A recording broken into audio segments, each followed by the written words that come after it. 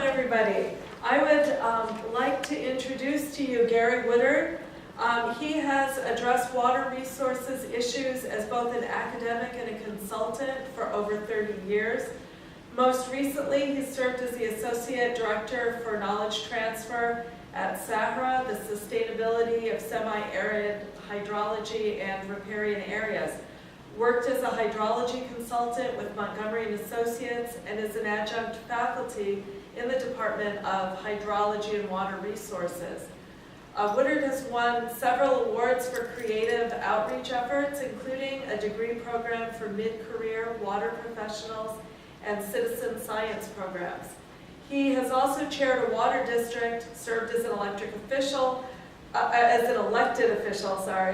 founded a Water Conservation Alliance, and is a past president of UCOWR. Woodard's work with 2 UNESCO water centers has taken him to arid lands across the Middle East and North Africa. He has helped draft Saudi Arabia's new National Water Act. His talk is Water Resource Management in Oman and the Middle East, Historical Roots and Modern Challenges. And so we're lucky to have him. Let's go. Thank you. So you are all teachers or recycle teachers, principals, and so some of you are from the Phoenix area, and some of you are local. Okay, great. I'm going to give you a sort of a brief overview. You're going to be gone for a month, is that correct? So I assume more than half the time in Oman. Well, actually, about 3/4 of the time. Yeah. That's great. I was there just exactly 3 years ago for 2 weeks, and I have to say I'm envious. I had a fantastic time in Oman. We worked very hard and we played very hard. It was fascinating. This is the group that we went with, 2 faculty from Middle Eastern Studies. Gentleman who actually grew up in an oasis in North Africa. He used to climb the date palms, and but became a faculty member here. A physicist who was expert in solar energy, and I was the water guy in that group. I think we're standing in front of the library at the university in Mosque there. You will have fun shopping. It's pretty nice souks there, but you'll do a lot of, probably, I assume, a lot of historical tourism, eco-tourism, tourism that's fun and educational at the same time. I think on our second day there, we visited the Grand Mosque, which may be the second largest mosque in the world and has the largest hand-woven rug in the world. And I was a little confused at first going through the mosque because, the chandelier, it wasn't like I had seen in mosques in other countries. It turns out it's leaded glass from Austria. It is copied after a Lutheran church. And then there was stained glass windows here and there, and some quite spectacular, and they asked about those, and those were copied off of a Catholic cathedral, I think in Lourdes, France. And then there was prominently displayed, like at the top of the dome, a Star of David. It's like, wow, this is really different from other mosques I've been in. And indeed, Oman is very different than all the other Middle Eastern countries that I have been in. It has the traditional, like you see in Lawrence of Arabia, the sand dune deserts. It has beautiful coastlines. We were able to spend the next to the last day in a camp out in the desert where they have these dunes that rise up a couple hundred feet. And there was our camp. We all had individual tents. It's the only tent I've ever been in with air conditioning and running water. Really nice tents. And we got lucky. We happened to be there at the same time that it was being visited by the Sultan's Cavalry. And the cavalry is a little different than any other cavalry in the world. They are show cavalry, and this is one of the cavalrymen. there are equal numbers of cavalry women. And they all have something that I think a lot of them would like to have. They have these enormous chests with 7 different outfits representing the 7 different tribes of Oman, and probably 15 pounds of silver and gold jewelry for each different tribe. And so they can dress to represent any of the tribes, as can the men. They don't have quite as much poundage as the women in terms of silver and gold. Neither has nearly as much as the horses. These are incredibly beautiful horses and incredibly beautiful, what do you call it? Tack, I guess is the technical term. And we got to see them, riding out into the desert. They were shooting films of footage for tourism. Oman has become a fairly popular place for European tourists. Still a lot of Germans there, almost no Americans, for reasons I'll get into very, very shortly. And we got to get up close and personal with the camels and go for a brief camel ride as well. So it was a lot of fun. Much of our adventures involved water. This was an ancient oasis, and kind of off screen here a bit was the original village, which was very primitive, very low ceilings back when maybe the nutrition wasn't quite as good.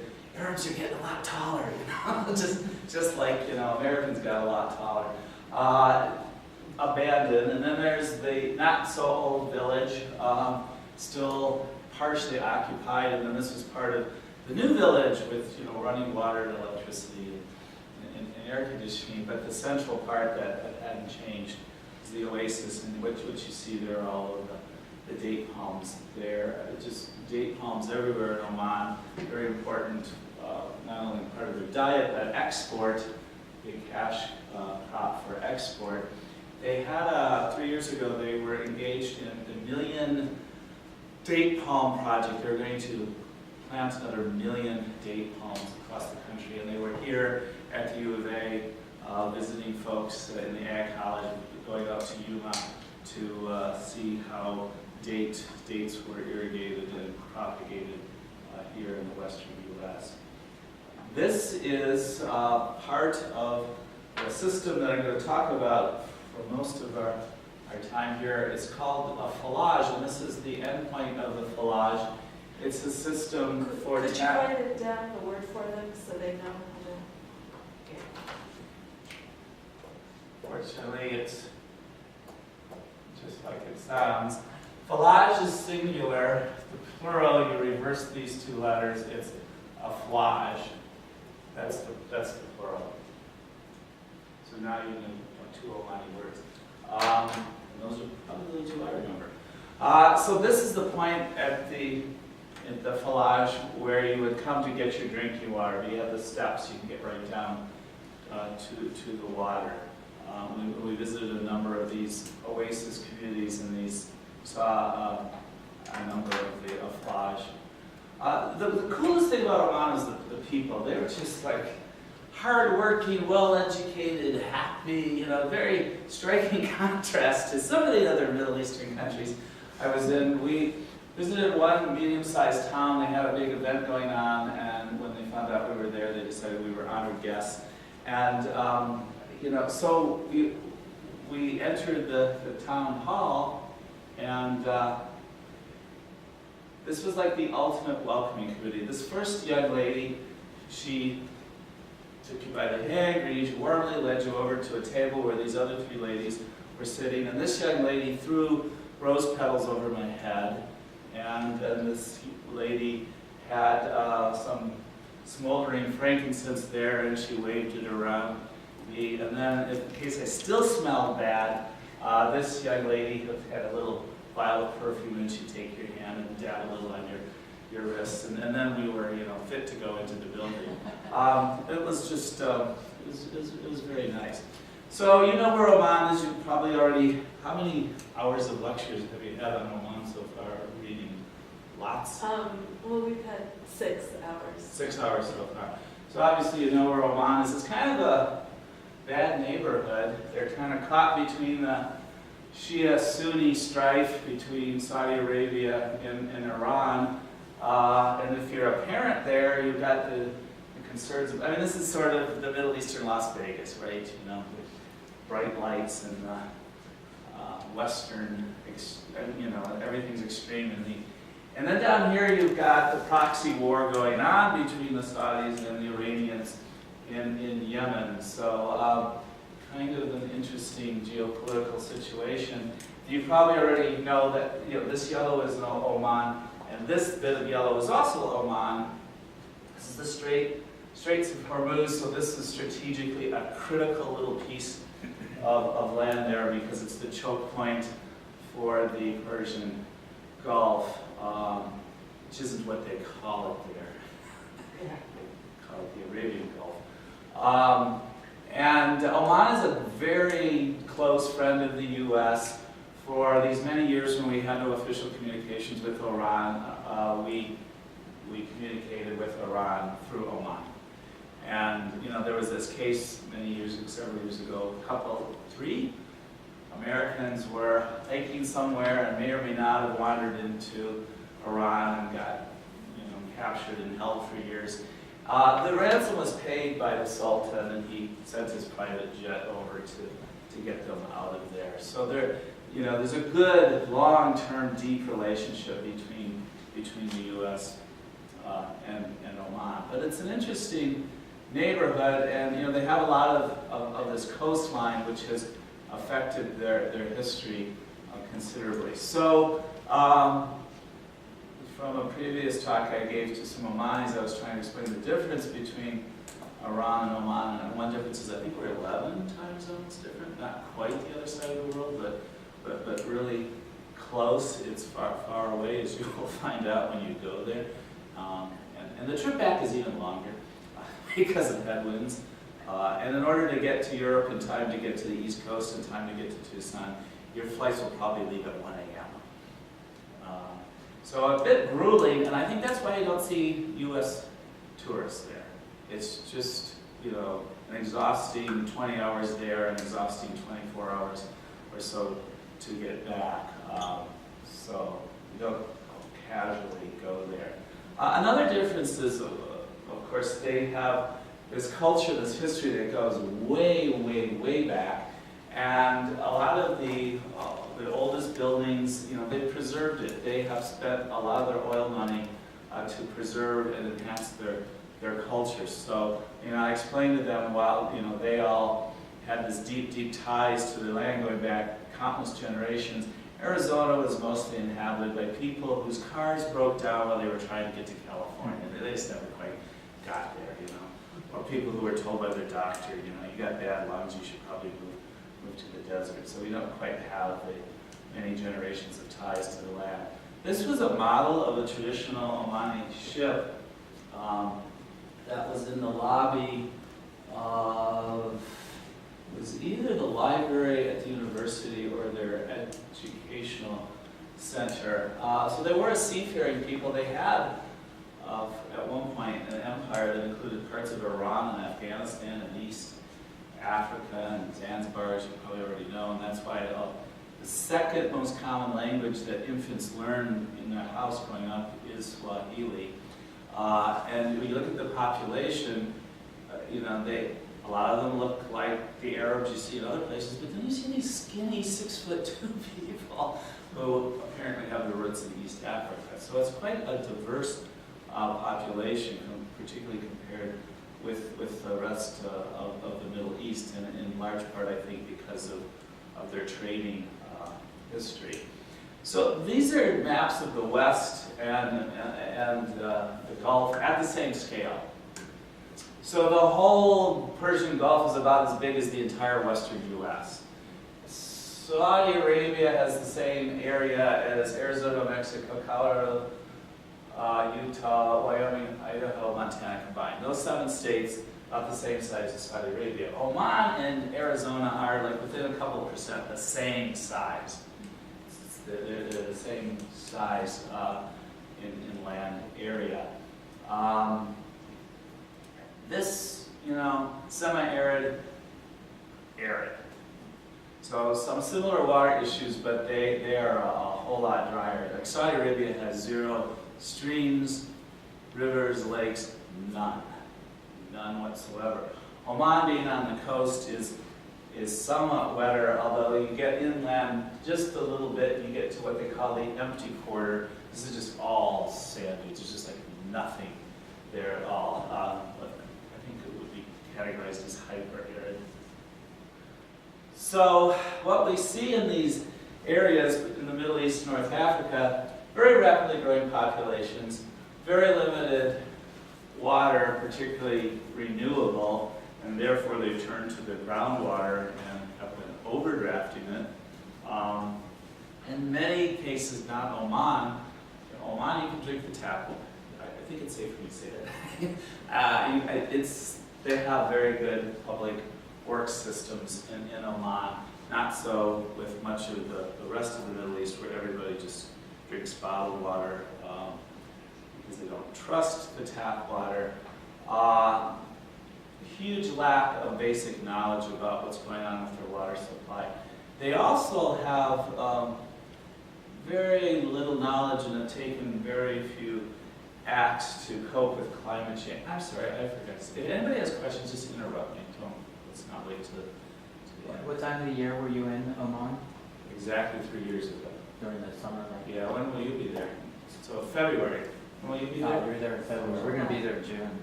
Wow! So you had nice weather. We had awesome weather. Yeah, Muscat can get, not just, it won't be any hotter than here, but it'll be more humid. Yeah. Yeah, we were there, and well, kind of like Tucson. Everybody wants to be in Tucson in February, right? So it was a good month to be there. Yeah. Are you going to go into more detail later about the canal system traditionally? Yes, that's almost the entire presentation. This is about how they manage their water. So they assume that, I've seen this in a number of Middle Eastern countries in North Africa. They're just trying to keep the water flowing. And once again, Oman isn't like this. Oman is in much better shape. But they're just trying to keep up with the population growth and the decaying systems. They just want the water to flow at least part of the day. And they don't have time to think about climate change. And if you ask them about it, they assume that, well, we have a very hot, very dry climate, so climate change is probably going to be good. It'll probably get cooler and or wetter. And all the models out there suggest the opposite, that it's going to get hotter and drier. And not just in the Middle East and not just North Africa, but like Southern Europe is going to start becoming a lot more like Northern Africa. Italy and Greece will be hit particularly hard, and Spain. So in the Southwest, we've developed water because we have rapidly growing populations, huge expansion in agriculture after World War II, in particular large-scale mining. They have copper mines in Oman as well, copper, gold and silver, but copper is the big water user. So we overused our rivers, severe environmental impacts, the rivers dried up, mainly because we overdrafted the aquifers.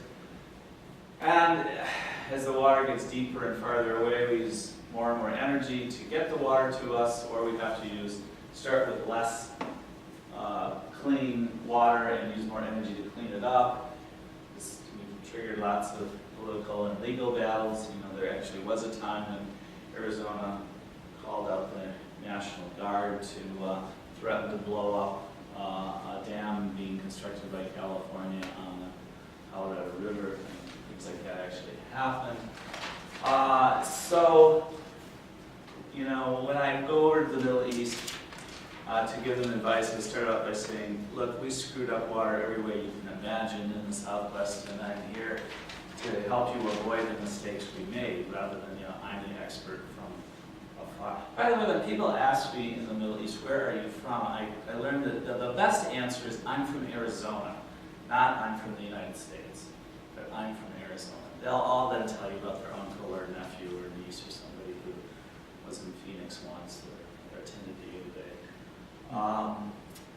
So we need to move towards sustainability. The Middle East needs to move towards sustainability. We need to cope with the effects of climate change on our water supplies. And just digging deeper in wells and bigger wells are not the answer. So the Collage, what is so intriguing about them is they figured out, literally thousands of years ago, how to come up with a system that could use groundwater without overdrafting the groundwater, without using any energy, without any environmental consequences. And since they built some of these things more than 2,000 years ago, and they're still in use today, that's kind of the working definition of sustainable. So we were intrigued by that. We wanted to learn more about that. They wanted to learn more about certain new technologies that might be useful to them in maintaining or enhancing these ancient systems. So one thing I noticed when I traveled throughout the Middle East, and these pictures are all from northern Syria. I spent some time in Aleppo, which was an awesome place to visit at the time. It has been largely destroyed in the last couple of years. They had just like layered. Aleppo is just like Tucson, same climate, same plants, same amount of precipitation throughout the year, and they have ruins that go back, to the ancient Hittites. We stood on one hill and looked at a valley, and the director of antiquities says, "This is where we stopped the expansionist pharaohs in 3400 BC." And, oh, okay, good to know. And they have the ruins to prove that they were there, and then there's the Greek ruins and the Roman ruins, and most of the oldest churches are in Syria as well. And what they all had in common was rainwater harvesting. They all had a place where the water would come off the roof. In this case, it would land in this trough, and then after the trough was filled, it would overflow into this hole, and they had carved out in the limestone a big cistern. And so we saw rainwater harvesting everywhere we went. In fact, we had a meeting over there to talk about how they were harvesting rain with traditional methods and how we were starting to do it here in the Southwest. But it fell into disuse over there because their populations were growing, they wanted to increase production, and once they got either diesel engines or electricity, they would just put in a well, put in a pump, pump the groundwater, become dependent on that, but the groundwater levels would keep dropping, so they would need to go ever deeper and need bigger and bigger pumps to get it out. So they did succeed in temporarily increasing their water supply, but at the cost of it no longer being sustainable, just as we did here. Exact same story.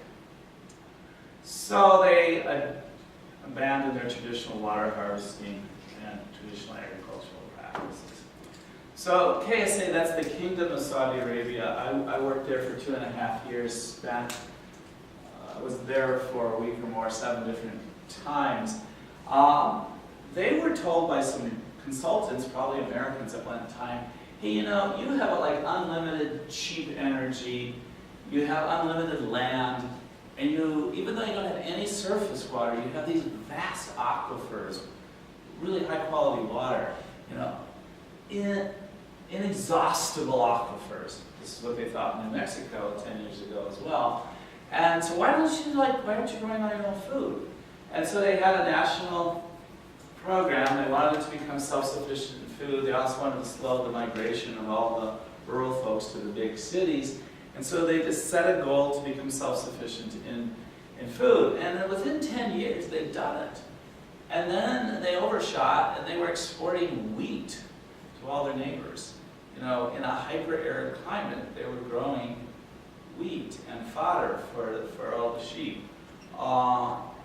So when I was first there, I added up all the pumpage for agriculture across the whole country. It was greater than the flow of the Nile. It's insane. And of course the aquifers were were plummeting, and they realized this isn't going to work. They had preferred this over importing all their food. They didn't like that. They liked growing their own, but then they realized this isn't going to last. We have to do something. So I was part of a small group that wrote the International Water Act. There I am with my tribe right there. And part of what they decided to do was get out of that kind of farming. And I don't expect you to read this, but it's basically the story. They became wealthy because of oil. Their population exploded. They kept importing more and more food. They didn't like it. And Sultan said, grow your own. They did. Then they were destroying their aquifers. And so then they tried some other things. They tried like 99-year leases or 100-year leases of farmland in East Africa and Madagascar. And, the locals were not happy. In fact, there was an attempt to topple the government of Madagascar after they signed a big lease, turning over most of their fertile land to the Saudis for the next century. The locals weren't happy. And they began to understand that if there was like a drought in East Africa or Madagascar, the odds that they could harvest these crops and put them on trucks and drive them past miles and miles of roads with villages of starving villagers, and it wasn't going to work. The food would not get out of the country one way or the other. So they made huge investments in what's called controlled environmental agriculture, which is really advanced greenhouses. A lot of that research going on here at the U of A. And then they started looking to buy ag land in more stable parts of the country. So these are recent headlines. Saudi hay farm in Arizona tests state supply of groundwater. United Arab Immigrants grows hay in Arizona for China market. Saudi dairy company buys land in California to grow fodder. And they found more stable places. But this has created a backlash here. People aren't really happy about this as well. So when I was working on the National Groundwater Act, you couldn't point to certain countries as models they should follow. You sure as heck wouldn't point to Iran, you wouldn't point to Israel, but you could point to Arizona and Australia and Oman. Oman kept coming up, it's like, yeah, if they're doing something, it's probably okay. We would view that as an acceptable model. So we had to be selective in types of laws and policies that we recommended. We couldn't just say, here's an idea, what about this? They'd say, nah, well, who's done that successfully? And it had to be from an acceptable place. The other hurdle that we had was part of our team was an imam. Anything that we proposed had to be consistent with Sharia law. And when I first heard this, I thought, oh boy, just what we need, another hurdle. I have no idea what that means, so we could propose something that makes perfect sense, that's worked somewhere else, and then we'll be told, sorry, that's inconsistent with Sharia law. And I was like dead wrong on that. That guy, it turns out everything the Sharia says about water is really practical, which, big surprise, right? This was something developed in a very arid area where water was extremely precious. And so everything it says about water is sensible and has the force of the religion behind it. So actually we proposed some things where we got serious pushback from the farmers, and the imam would get up there and, well, it says, right, you're just going to have to, get better with how you farm, and it's consistent, with this part of the Sharia. So that turned out to be an eye-opener. So why did the Saudis have such respect for Omani water management? Because they had... Can you give us a couple examples of things that matched up with Sharia law? Well, the allocation, the priorities. Any human has the right to tap any water source at any time if they're thirsty. It's like number one. After that, it's domestic uses have the next highest priority, and after that it's keeping your livestock alive, and after that it's food, and so it's the priority system that's in the religious law, is what you'd expect. But also, don't screw it up for the next generation. That's in there very strongly. You're borrowing this from your kids. How about on pushback? Was some of that related to limitations on what type of water reclamation you could do and for what purpose? We were very worried about treating effluent and reusing it. Yeah. We were also worried about rates, because it's this whole bit about, if I'm thirsty and I'm on a trip and I come to your farm, your village, your oasis, you have to give me water and you cannot charge me for it. So there is this widespread belief that the Sharia forbids charging for water. And it does. You can't charge for the water itself, but you can charge for the value added. They're perfectly fine with that. And the one that they had to think about a while, and we had to tweak the wording, was what can you do with wastewater? Because part of the Sharia, it's basically, you're in a little village, you do your business far away because this is bad stuff, okay? But they were able to see how wastewater treatment plants that with using advanced treatment was turning that stuff back into at least something that you could put on crops. And so that was the only one where we had to kind of work a little bit to make sure that the language we used was okay. But when we gave bad news to farmers about you're not going to be able to flood irrigate hundreds of acres of wheat anymore, they would support us. So what Collage does is it's basically an artificial spring. It taps the groundwater, but the water flows by gravity, so you don't need any energy, obviously, because they didn't have it 2,000 and 3,000 years ago. And I'll show you a picture. But these systems, not in the drawings, they are all very foreshortened. These systems, some of them are underground for over 10 miles. So, very highly engineered, perfectly sloped tunnels, 50 feet down, 100 feet down, 200 feet down, going miles. So they had to put in a lot of vertical shafts so people could get down there to build these things. And I'll show you a picture of it. But first, how did we have a tie with Oman to begin with? When Biosphere 2 was being built, and they were looking for, long before it had any ties to the U of A, for the plant material, the Sultan heard about it and volunteered some plant material, including frankincense. Frankincense is a tree, the sap is the frankincense. They supposedly have the highest quality frankincense in the world. It's where the Catholic Church gets their frankincense. So that's, years later, was followed up by a U of A astronomer going to Oman to the western sand dune deserts looking for pieces of Mars. If you're looking for meteorites, the best places to look are sand dune desert or like Antarctica or Greenland.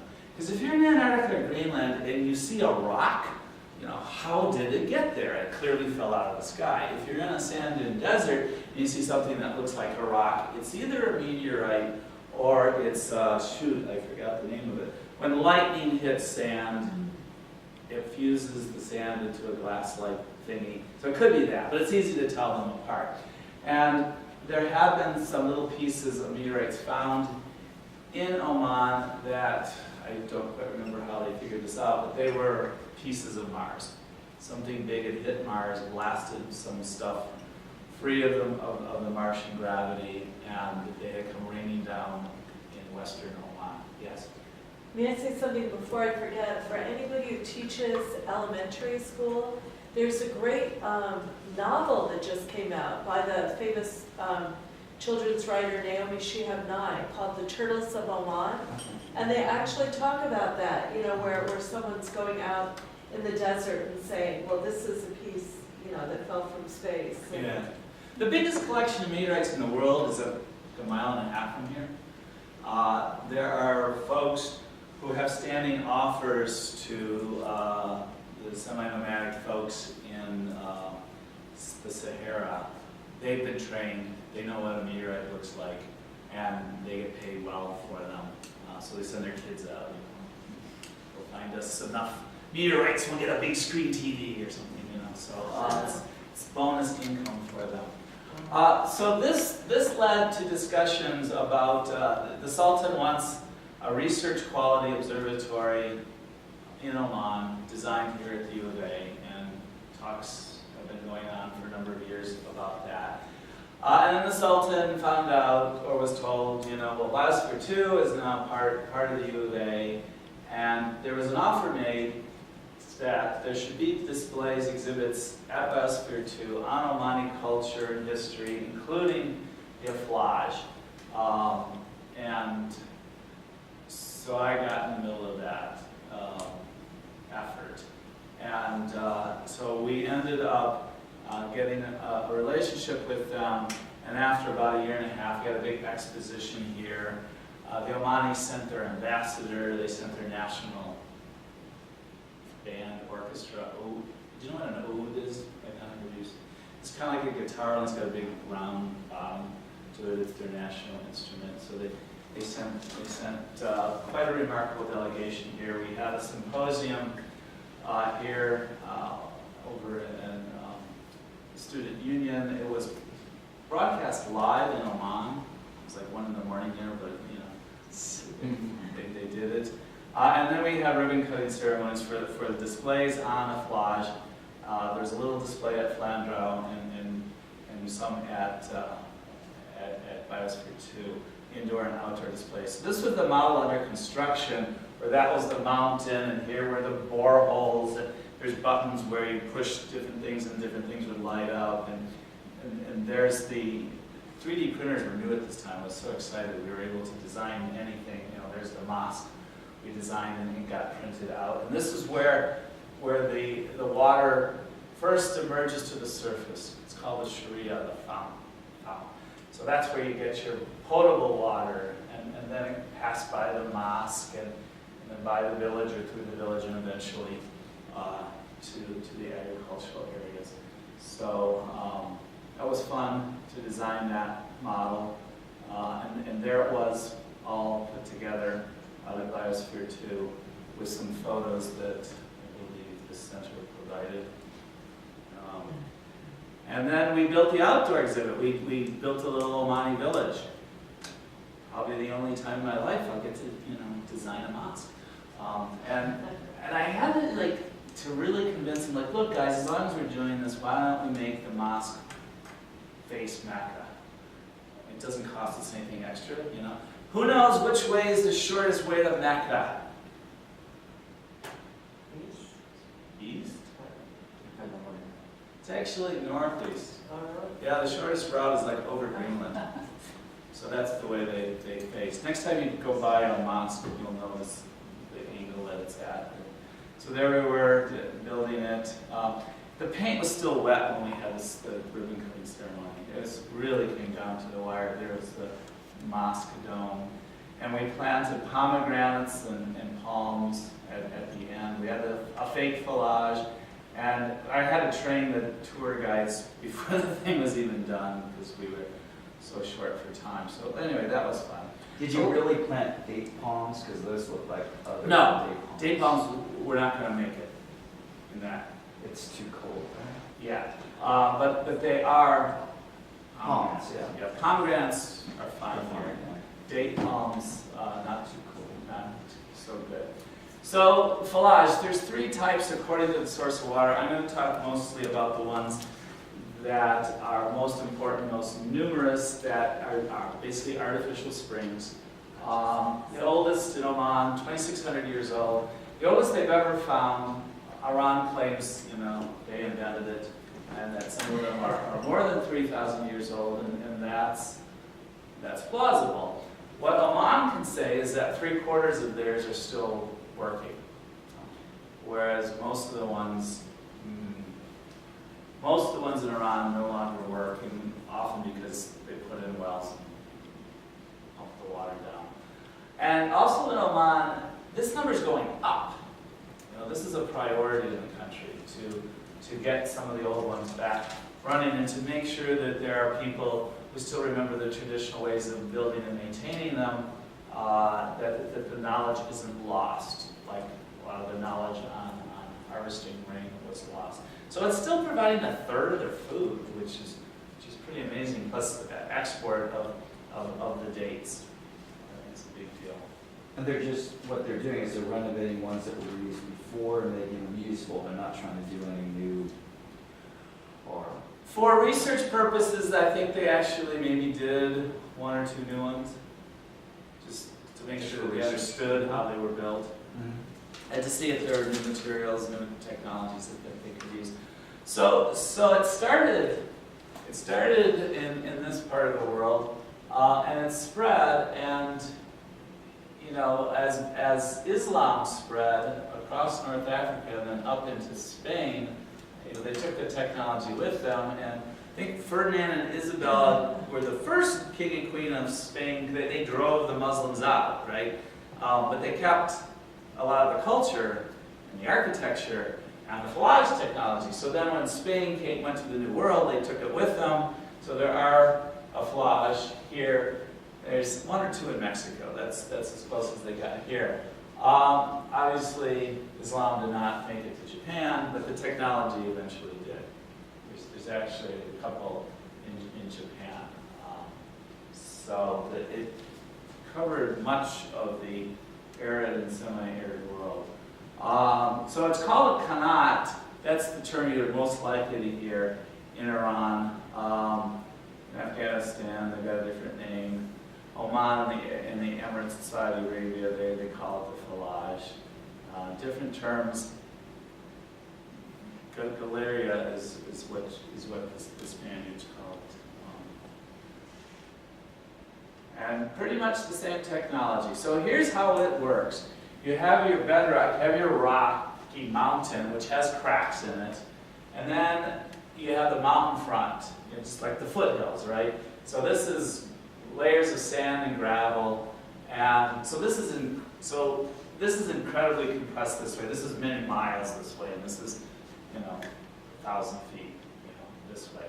So you have the aquifer, and the aquifer slopes like a tiny, tiny percent of 1 degree, and it's essentially flat. So this is the water source, the rains and occasional snows here melting, going through the cracks, coming off the surface, and hitting the gravel and sand at the mountain front, and filling the aquifer. So the first thing you do is you do the mother well, you do a big well close to the mountain till you hit water, and then you have to go almost flat, flatter even than the surface of the aquifer, and put in these boreholes so you can continue doing the construction, in some cases for more than 10 miles. So you're basically creating a spring. You're creating an easier, lower resistance path for the groundwater to flow. It's flatter, but it's an open channel as opposed to having to go through, and around the sands and gravels and clays and everything. And then finally it emerges to the surface and goes through the village and into the ag fields. So here's a drawing. I saw this before I went there. Like, isn't that lovely artist's conception? Usually the villages would have a tower on a nearby high spot just to see who's coming. Don't like to be surprised. But there'd be another tower right there, and that was the one for which you could monitor the water system. You want to know who's irrigating which fields when. You want to be able to tell, because you need to make sure that the sharing is done correctly. And you see these they look like anthills, right, where they've removed the material from below. So this is ruins of a tower at a village that I saw. Look like anthills. They just stretch for miles. Where they've removed the material, and this is an ongoing process. Because it's limestone, for the most part, it caves in. So if you didn't maintain it, after a number of years, the flow would be reduced and eventually would stop because it would all fill in eventually. So people still, they set up these little tripods and lower people down in buckets, leather buckets, animal hide buckets. And now they have, flashlights instead of candles, and they have to go along and find where the blockages are and haul the stuff to the nearest vertical shaft, put it in the bucket, jerk on the thingy, and they haul it up, and boom, add to the pile. How tall is what's the height of the horizontal channel? You can walk in it. You have to be able to walk in it to maintain it. I was in one in northern Syria that had been built by the Romans. Everybody who saw the technology was like, brilliant, So the Romans were tapping a lake in southernmost Turkey and running this thing almost 20 miles to where they had a fort in what is now northern Syria. At that point, it was all Roman Empire. And they had one little bit of technology. They were running it past all these villages. They didn't want the villagers to be able to tap the water because this was Roman engineering had done for it. They ripped it off from the locals. So they put huge capstone rocks over every hole, every vertical shaft, that they had the technology to quickly tip it up to do the maintenance, but the villagers lacked the ability to move those rocks. But so I stood in it, and it was a little wider than my shoulders, and it was pretty much vertical walls up to about my shoulders, and then kind of peaked. With those guys working in there, sometimes they're like, it's cold water, and they're up to like their knees or waist in dim conditions, trying to keep them. And occasionally, they have to deal with a wash, and they have some beautiful aqueducts like this to get the water across these wadis or arroyos. So that exists. It's like it doesn't look real, but it exists. It's beautiful.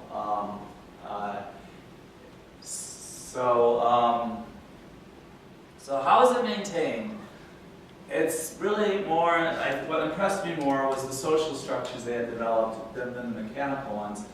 Everybody in the village had to help in building it. Everybody had to be involved one way or another in maintaining and distributing it. So it really, like if you might live someplace where there's a homeowners association meeting, once a month and you don't go, and that's okay. Everybody pays attention to the group that monitors the Collage, because it truly is the lifeblood of the village. So it's divided into shares. Collage means to divide, so there's shares.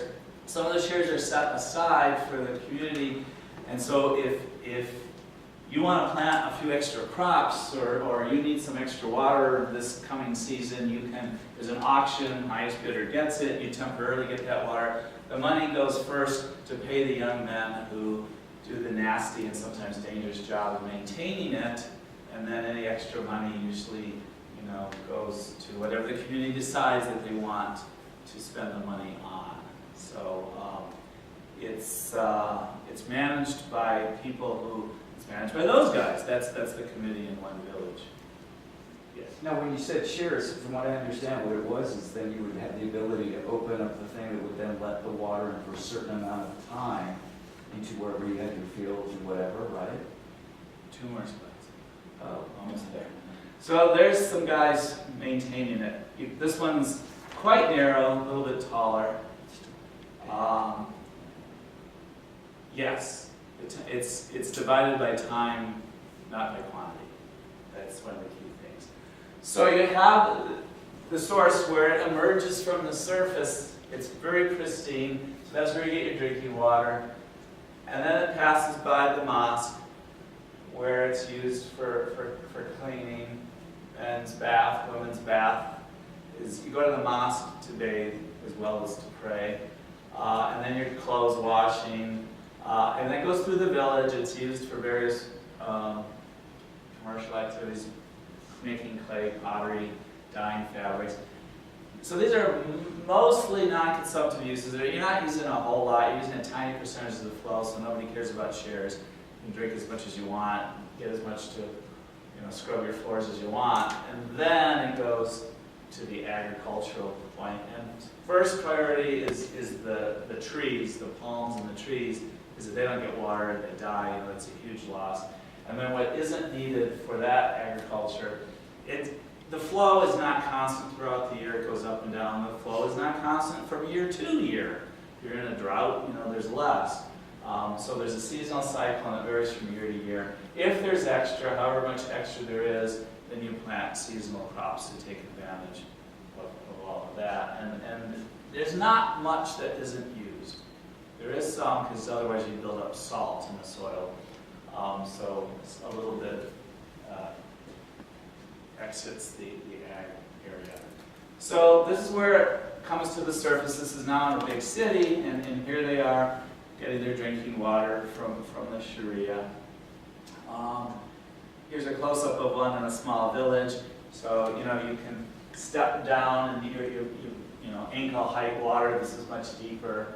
So it's very important for drinking, but this part tends to be protected so animals, don't get in it, and you don't want kids in it. So immediately downstream from the Sharia, it's like jump in. So like in the village, the mom is fixing dinner, and at some point, it's half an hour till dinner time, so she'll tell the kid, go get your dad, tell him it's time for dinner.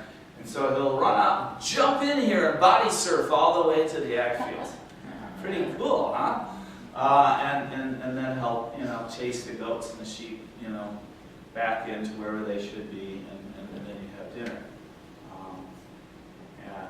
This is the daughter of, there's a scholar there, a very important man, professor, who has made it his life's work to figure out all the traditional means they have for maintaining these systems and to educate people about it, to make sure that none of the traditional knowledge is lost. And that's his daughter sitting in the Sharia having a good time. And then it goes to the mosque. That's the second highest priority for ablution, to clean yourself before you go in to pray, but also just to clean yourself.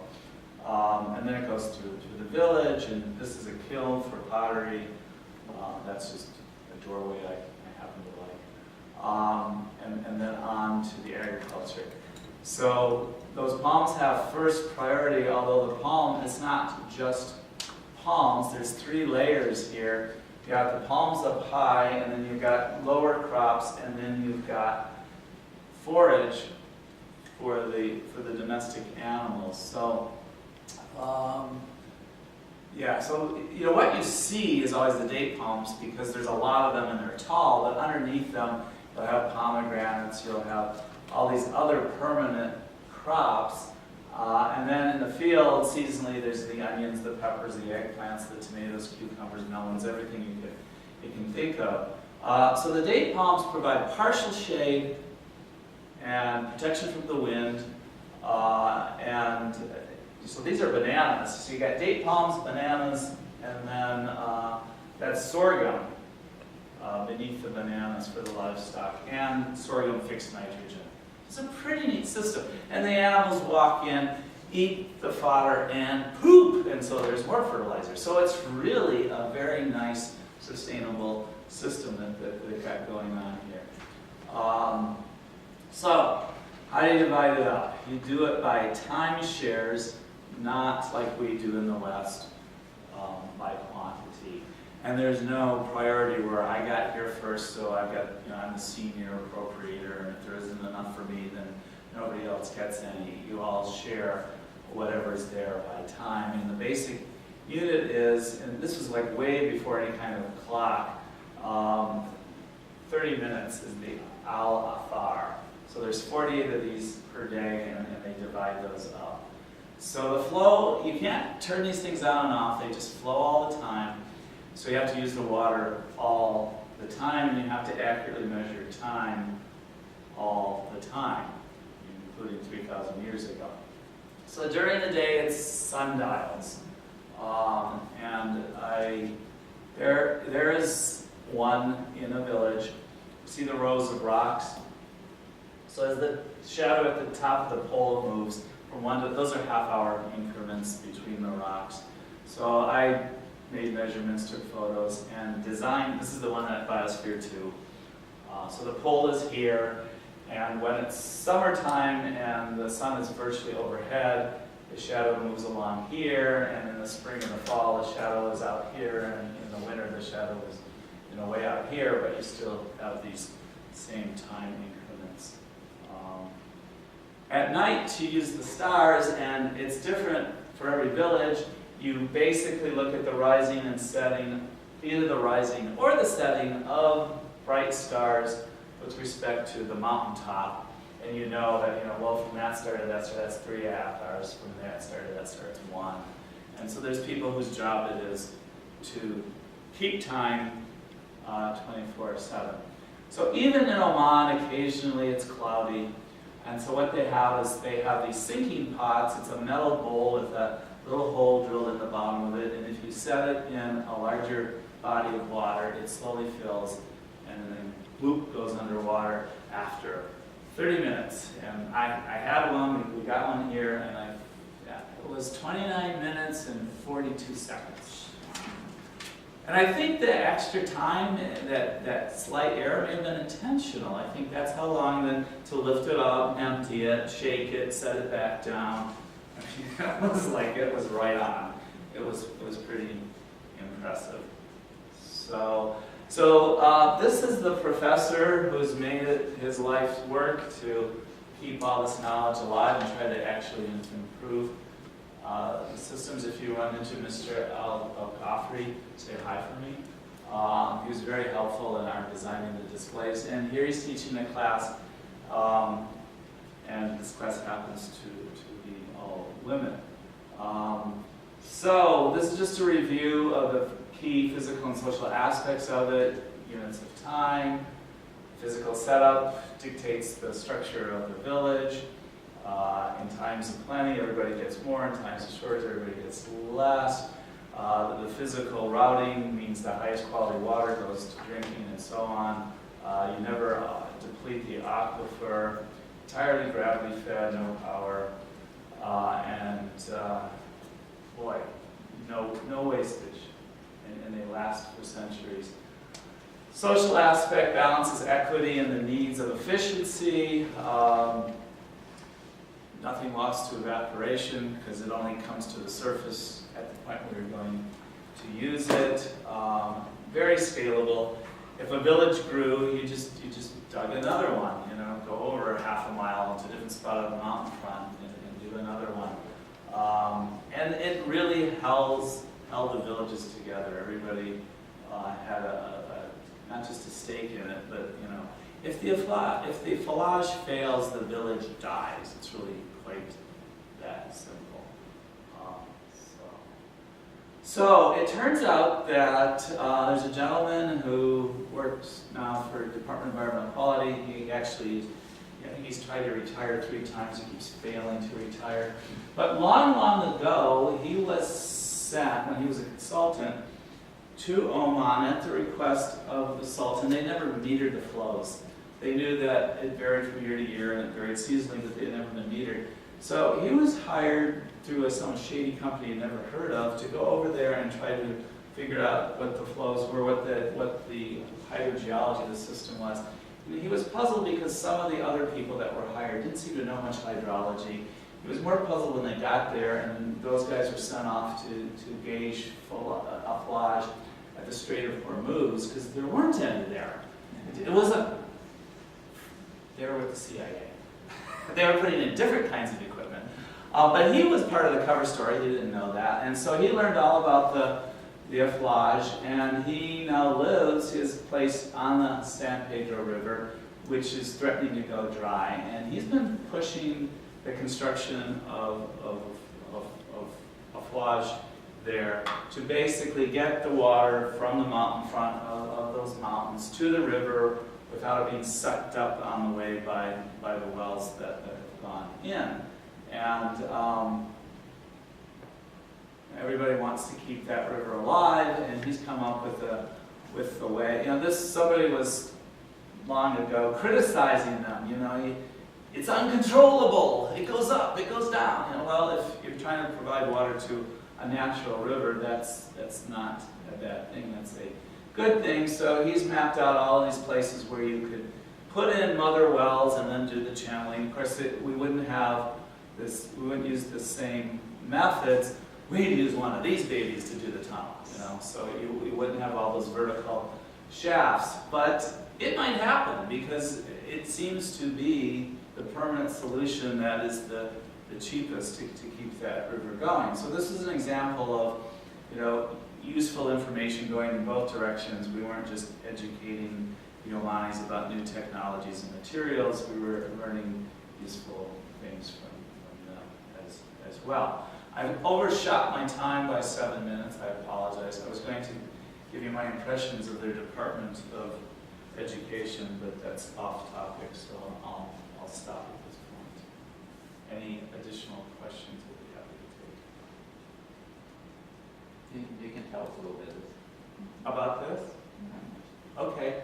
Yeah, we spent the day the building was brand new. There wasn't even a parking lot built yet. But this was the new headquarters of the Department of Education. And what blew me away was the Sultan succeeded his father, I think in the early 60s. And the father wasn't real forward-thinking. He didn't approve of things like paved roads or eyeglasses for nearsighted people or education. He was very backwards, and he didn't get along with his son. He kept sending his son off to get a degree here or to join the British Army for 4 years and get a commission there, or do postgraduate studies in public policy in Switzerland. He kept sending his son away because he didn't really like him very much. And the son ended up traveling the world and studying policy and economics and sociology. Finally came home, decided, enough of that, I want to come home. Really had a falling out with the dad and was banished to a village where I guess he was basically told, as long as you stay in the village, you can stay alive. And so after being semi-incarcerated there for a little while, he got a visit from some of the military leaders who basically said, we're just waiting for your signal, just give us a sign. At which point, there was a bloodless coup, and the old man was banished to a village and told us, you seem to like these primitive conditions and this old way of doing things, so as long as you stay here, you can stay alive. And so the first thing he did was use the relationships he built with the British and the Americans and start doing some oil leases, and then the first use of the money was at public schools everywhere. And part of their policy is they do not want people leaving the villages and small towns and all flocking to the capital and the big cities. So every new advantage, it either is rolled out everywhere at the same time or it goes to the villages first. And they were just finishing their cell phone system. And the first priority was in the villages, which is not what you would do as business model. So they brought in, I think, Egyptians and others to teach them. What I noticed was nobody in power was as old as me. I'm 60. And the oldest people that were important officials were in their early to mid-50s. They're the people who were 5, 6, 7 years old and 63 or whatever. They got an education. The older people never got an education. So what they were doing, they were all set up, getting ready for this big time every spring, where all the high school graduates got assigned to what kind of education would they get after high school. It was completely computerized, completely uniform throughout the country,